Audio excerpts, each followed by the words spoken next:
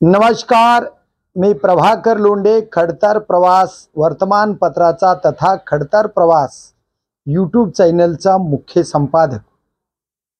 आज आपण खरं म्हणलं तर शुभेच्छापर हा व्हिडिओ बनवत आहे। 2024 ला निरोप देत आहोत आणि 2025 चं स्वागत करत आहोत। आज 1 तारीख आहे। स्वागत करायचं म्हणजे काय करायचंय? आता आपण एकमेकाला सर्वांना शुभेच्छा देतो, निश्चित द्यायची, आणि त्याच्याकडून काय अपेक्षा करतो तर माणसानं माणसासारखं वागलं पाहिजे। मग माणूस माणसासारखा वागतो का हा प्रश्न आहे। आणि जर वागत असेल तर मग एकमेकाचे तोंड सुद्धा बघत नाहीत, एवढ्या मोठ्या दुश्मन्या या जगामध्ये आहेत। एक कवीनं म्हटलं गेलंय, मानसा मानसा कधी होशील रे मानसा। मग माणूस जन्माला येतो मग माणूस नव्हे का? मग माणूस असून माणसासारखा वागतो का? वागत नाही। आणि म्हणूनच म्हणलं की मानसा मानसा कधी होशील रे मानसा, म्हणजे माणूस माणसाला माणसासारखी वागणूक देत नाही, हे त्या कवीने सिद्ध केलंय, जाणवून दिलंय की तू एक माणूस आहेस आणि तो माणसासारखा वाग। खरं म्हणलं तर एक उदाहरण द्यायला खूप आवडेल। ते ऐक्यू उदाहरण आहे, पण मला त्याच्यातली सत्यता वाटते। म्हणे एक दिवशी ईश्वराने 4 प्राण्याला बोलवून घेतलं आणि ते प्राणी माकड होतं, बैल होता, माणूस होता आणि कुत्र होतं। आणि या सर्वांना म्हटलं ईश्वरानं की जावा, तुम्हाला प्रत्येकी 40-40 वर्ष आयुष्य दिलंय। आणि मग माकड म्हणालं, ए बाबा, मला काय 40 वर्षाची गरज नाही म्हणले, मला कांदा भाकरी देऊन तरी ही माणूस प्राणी जगू शकल, कारण त्याच्याकडे बुद्धी आहे, त्याला कुणावर कसं प्रेम करायचं हे अक्कल सुद्धा तुम्ही त्याला दिलेले आहे। म्हणून हे माणूस मला कांदा भाकरी खाऊ घालून प्रेम देईल, अन्न देईल आणि मला जगवेल। म्हणून माझं 20 वर्ष आयुष्य या माणसाला, माणसाकडे झालं 60 वर्ष आयुष्य। बैल पण तसाच म्हणला, मला खाद्य देऊन शेतामध्ये काम करून मला जगवण्याची जबाबदारी माणूस घेईल, माझं बी 20 वर्ष आयुष्य माणसाला द्या। 80 वर्ष झाले। आणि मग शेवटी कुत्र सुद्धा म्हटलं की मला दारात रखवालदार म्हणून ठेवेल, मला सुद्धा भाकरी खाऊ घालेल आणि मला जगवण्याची जबाबदारी माणूस घेईल, म्हणून माझंही 20 वर्ष या माणसाला द्या। असं मिळून 60 वर्ष आयुष्य या माणसाला दिलं आणि त्याच्याकडे असलेलं 40 वर्ष असं 100 वर्ष आयुष्य माणसाला दिलं। आणि हे दिलं का नाही दिलं हे संशोधनाचा भाग आहे, खरं का खोटं देव जाणे, पण ऐकू कथा आहे आणि ती कथा चांगली वाटते। म्हणून 20 वर्ष लहानपणाचं आयुष्य आपण माकडासारखं उड्या मारण्यामध्ये जगतोय, ते माकडाचा विषय, याची जाणीव ठेवा तुम्ही। आणि नंतर लग्न झालं की 25-20 वर्षापासून पुढे बैलाचं आयुष्य लागतं।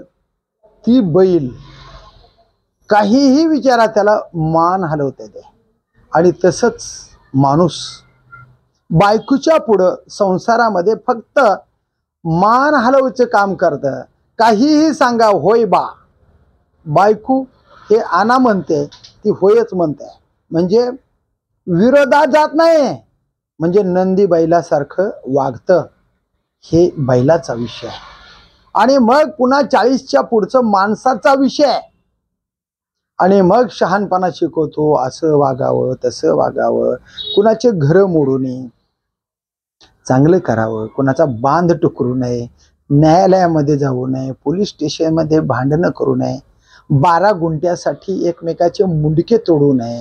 गावसूदला ऐन दसऱ्या दिवशी मागील 10 वर्षापूर्वी, 10-15 वर्ष झाले असतील, फक्त 12 गुंठ्यासाठी 6 माणसाचे एकमेकांनी भावाभावाने मुंडके तोडले. हा इतिहास आहे. म्हणजे माणूस माणसासारखा वागतोय का? तर 40 वर्षामध्ये हे माणूस माणसाची वागणूक लोकांना शिकवतंय. ते माणसाचा विषय. बघा, माकडाचं झालं, बैलाचं झालं, आता माणसाचं 40 वर्षे, 79 वर्ष झाले. आणि शेवटचं 20 वर्ष कुत्र्याचा विषय आहे. सुना चाड्या सांगणार नवऱ्याला, आपल्या मुलाला. आपण जन्म दिलेलं पोरग मग पुन्हा आपल्याला म्हणणार, म्हातारड्या तुला बसायचं कळत नाही, नागव उघड बसतो सुनेच्या पुढं. बायको सांगते, माझी बायको सांगते, आणि सुनेच्या पुढं तुला बसायचं कळत नाही. कोणीतरी यावं, तांब्या आदळून द्यावं पाण्याचा, सुनेने यावं, जेवणाचं ताट असं लुटून द्यावं. मग ते सासूची सासऱ्याची ही कुत्र्यासारखी अवस्था असते. आणि म्हणून ते शेवटचा विषय कुत्र्याचा असतंय. मला सांगायचा मतिदार्थ असा आहे की मुक्या प्राण्याने दिलेल्या 60 वर्ष उदार आयुष्यावर आपण जगतो 60 वर्ष, आणि 40 वर्ष आपला विषय. म्हणजे ज्यानं आपल्याला आयुष्य जगण्यासाठी दिलं त्या सुद्धा प्राण्याच्या पुढे आपण बेमान आहेत. त्या प्राण्याला सुद्धा आपण चांगलं जगवत नाही, त्यांचं आयुष्य घेऊन. याचा अर्थ असा आहे की आपण बेमान आहेत. मग ईश्वरानं जन्म दिलेला आहे, त्या ईश्वराकडे सुद्धा आपण कानाडोळा करता. मग आपण एकमेकाला मदत करत नाही, एकमेकाला साथ देत नाहीत, एकमेकांसोबत प्रेमानं वागत नाहीत, एकमेकाला खरं बोलत नाहीत, कुणाचा फोन उचलत नाहीत, आणि जरी कार्यक्रमात असाल तर आपण फोन परतही करत नाहीत. म्हणजे त्याचं दुःख सुख जाणून न घेण्याची वृत्ती आपली आहे. म्हणजे आपण मोकळ्या मनानं राहत नाहीत. आपल्या शरीरामध्ये कपट आहे, आणि कपट कारस्थान असल्यामुळे आपण एकमेकाला साथ करत नाही. तुकाराम महाराजांनी म्हटलं गेलंय, जे का रंजले गांजले ते जे म्हणे आपण, तेथेच देव ओळखावा, तेथेच साधू ओळखावा, देव तेथेची जाणवा. जे का रंजले गांजले त्यासी म्हणे जे आपुले,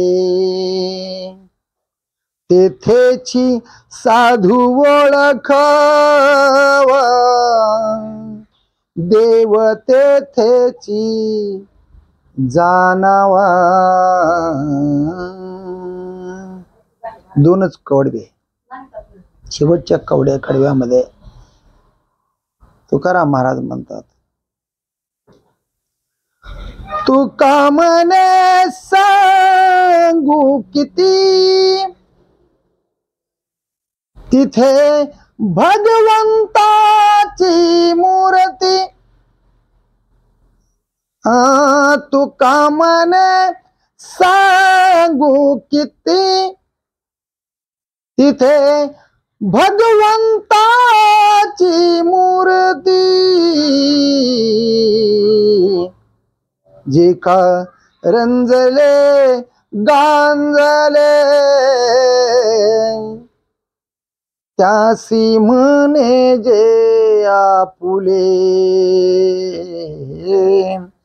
तेथेची साधू ओळखावा, देव तेथेची जाणावा, तेथेची साधू ओळखावा,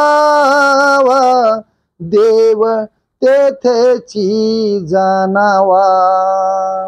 संत तुकाराम महाराज म्हणतात, म्हणजे गोरगरिबाला मदत करा, अडचणीत असलेल्या माणसाला साथ द्या, तेथेच देव ओळखा, देव तेथेच आहे ते जाणीव ठेवा, असं संत तुकाराम महाराज म्हणतात.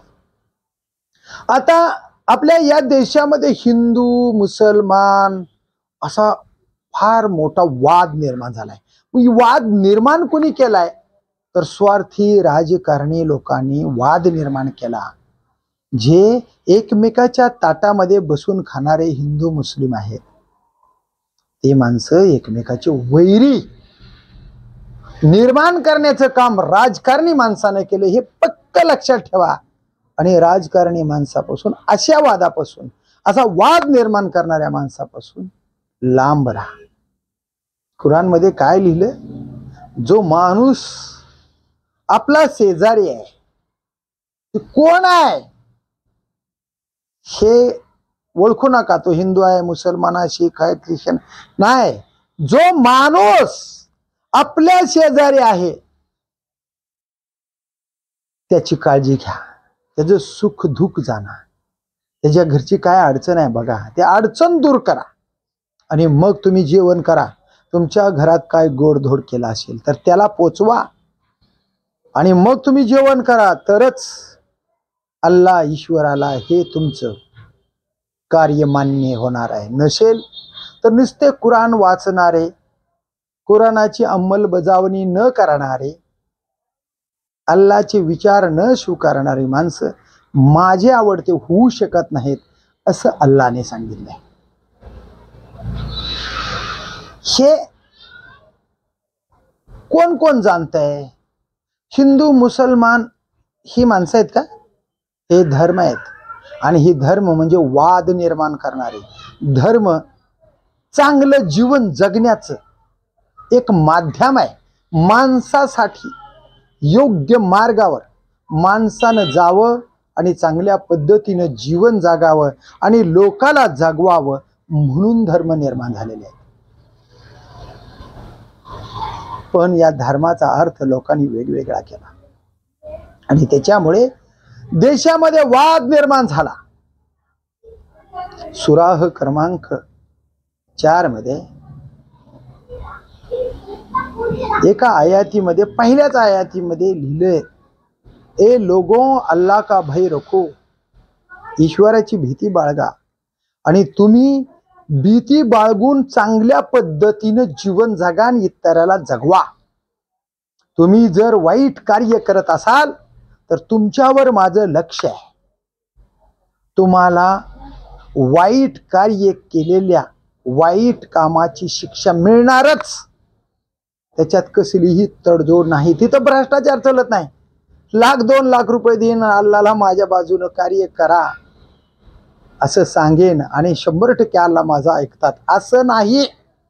असं ईश्वर ऐकतात असं नाही. गुन्हेगाराला शिक्षा म्हणजे शिक्षाच. ती खरं न्यायालय आहे. आता या देशातलं न्यायालय काय काय करायला हे सगळ्या जगाला माहित आहे. पण त्या न्यायालयामध्ये सुट्टी नाही. म्हणून इकडे संत तुकाराम महाराज म्हणतात, ठेविले अनंते तैशेची या राहावे, चित्त असू द्यावे समाधान. चांगलं मन ठेवा, चित्त समाधान ठेवा. हावरट मन करू नका. लोकांचं लुटायचं मन करू नका.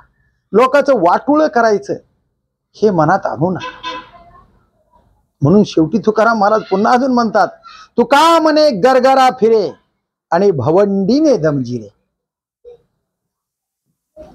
स्वार्थापोटी धाव धावतो, एवढं कमवतो, एवढं कमवतो, एवढं कमवतो, पण शेवटी 6 फुटामध्ये त्याला गाडावं लागतंय.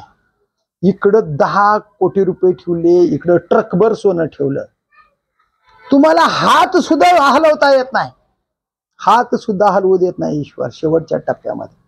मग हे कमवायचं कोणासाठी? तुम्हाला 1.5 भाकर लागते, 2च भाकर लागते, 1.5 इंच पोटासाठी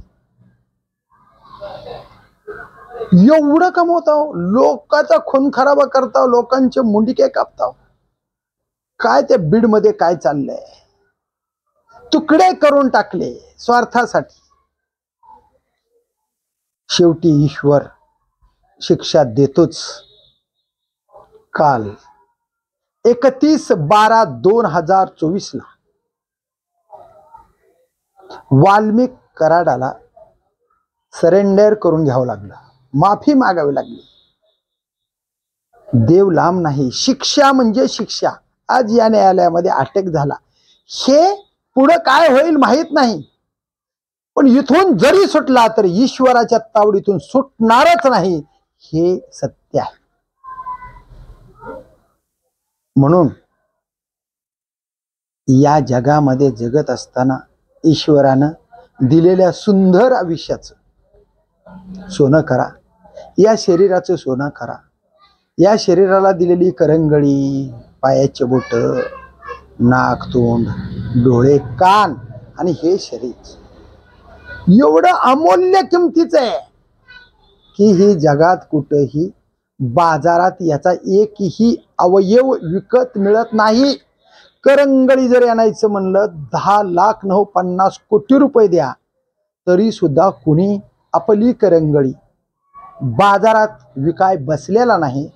हे वास्तव सत्य आहे. म्हणजे ईश्वरानं किती अमूल्य किमतीचं शरीर आपल्याला दिलंय. ती शरीर कुणासाठी दिलंय तर सर्वांसाठी दिलंय, एकमेकाच्या मदतीला धावून जाण्यासाठी दिलंय, सुखी जीवन जगण्यासाठी दिलंय, इतराची सेवा करण्यासाठी दिलंय. आई वडिलांची सेवा म्हणजेच ईश्वराची सेवा. कुराणमध्ये सांगितलं आईच्या चरणाखाली ईश्वर आहे, आणि गीतामध्ये सांगितलं आई वडिलाची सेवा म्हणजे ईश्वर आहे. म्हणजे दोघंही ईश्वराचा संदेश देतात आणि आई वडिलाची सेवा करण्याचा संदेश देतात. म्हणून हित ना हिंदू ना मुसलमान, हम है सिर्फ इंसान, हे मुद्दा तुमच्या लक्षात आला पाहिजेत. आपण माणसानं माणसासारखं राहिलं पाहिजेत. आणि म्हणून याच्या पुढं 2024च्या सालाला आपण निरोप देऊया आणि 2025 मध्ये आपण माणसासारखं वागूया. आणि माणसासारखं वागण्यासाठी फक्त एकमेकाच्या मदतीला धावून जावा. संकटामध्ये साथ द्या, माणुसकी दाखवा, जात धर्म बाजूला ठेवा. कुराणमध्ये सुराह क्रमांक 4 मध्ये ए लोगो सांगितलंय. ए लोगो, ए लोकांनो, तुमच्यासाठी मी तुम्हाला चांगला संदेश दिलाय. ए मुसलमानो, ए मारो मांगो चांबारो मराठो असं नाही म्हटलं गेलं. ए लोगो, ए लोकांनो, तुम्ही ज्यांनी तुम्हाला जन्म दिलाय त्याची भीती बाळगून सर्वांसोबत चांगलं वागा असं ईश्वरानं सांगितलं. आणि भगवद्गीता या सुद्धा गीतेमध्ये सांगितलंय माणसानं माणसासारखं वागा, प्रत्येकाला न्याय द्या, कुणावरही अन्याय करू नका, कुणाचं लुटू नका, कुणाला बर्बाद करू नका, लोकांचं लेकरू मारून स्वतःचं लेकरू चांगलं बनवायचा प्रयत्न करू नका, कुणाचा बांध टुकरू नका, कुणाचा भ्रष्टाचार करू नका, चोऱ्या करू नका. या सगळ्या गोष्टी आपल्याला गीतेमध्ये, रामायणामध्ये, महाभारतामध्ये, कुराणमध्ये तथागत गौतम बुद्धाने तर आपल्याला प्रेमाचा संदेश दिलाय. माणसानं माणसासारखं वागावं, कारण जशी तुम्ही क्रिया कराल, जसं कार्य कराल तसंच तुम्हाला फळ मिळणार आहे. हे वास्तव आहे असं तथागत गौतम बुद्धाने सांगितलंय. तुम्ही जसं कराल तसंच तुम्हाला फळ मिळणार आहे. हे सर्वच ग्रंथामध्ये ईश्वरानं आपल्याला सांगितलेला आहे. तो संदेश आपण तंतोतंत बाळगूया. आणि आजचा व्हिडिओ शुभेच्छापर आहे सर्व माझ्या मित्रांना आणि जगातल्या सर्वांनाच. मी 2025च्या क्रांतिकारी शुभेच्छा देतो. तुम्हाला सुख समृद्धीचं आणि सर्वात महत्त्वाचं निरोगीदायी आयुष्य लाभो अशी ईश्वराकडे प्रार्थना करतो. फक्त संदेश देतो, दारू सोडा, गांजा सोडा, बिडी सोडा, सिगारेट सोडा, वाईट व्यसन सोडा, लोकाला लुटायचं सोडा, भ्रष्टाचार करायचं सोडा. तुम्हाला या गोष्टी सोडल्यावर सुखानं जीवन जगता येईल. आणि लोकांचे लुटून जगत असाल तर तुमच्या आयुष्यामध्ये 100% दुःख येणार, दुःख येणार, दुःख येणार आणि त्या दुःखातच तुम्ही मरणार असा संदेश. आणि जर चांगल्या गोष्टी ईश्वराने सांगितलेल्या तुम्ही मान्य केल्या तर तुमच्या आयुष्यामध्ये सुख सुख असुख मरताना सुद्धा तुम्ही आनंदानेच मरणार, हे मात्र सत्य आहे. तुम्हाला 2025च्या क्रांतिकारी शुभेच्छा. तुमच्या आयुष्यामध्ये सतत सुख समृद्धी येवो, निरोगीदायी आयुष्य लाभो एवढीच तुम्हाला शुभेच्छा देतो. आणि तुम्ही माणूस आहात, माणसासारखंच तुम्ही वागाल अशी अपेक्षा व्यक्त करतो आणि थांबतो. मी प्रभाकर लोंढे, खडतर प्रवास वर्तमानपत्राचा मुख्य संपादक तथा खडतर प्रवास यूट्यूब चॅनलचा मुख्य संपादक. या चॅनलला सबस्क्राईब करा, शेअर करा, लाईक करा, बेल आयकॉनचं बटन दाबा आणि असेच समाजहिताचे चांगले वागण्यासाठी जे मला काय शक्य आहे तेवढा संदेश देणारे व्हिडिओ पाहण्यासाठी खडतर प्रवास यूट्यूब चॅनल सबस्क्राईब करा. जय हिंद, जय महाराष्ट्र. धन्यवाद.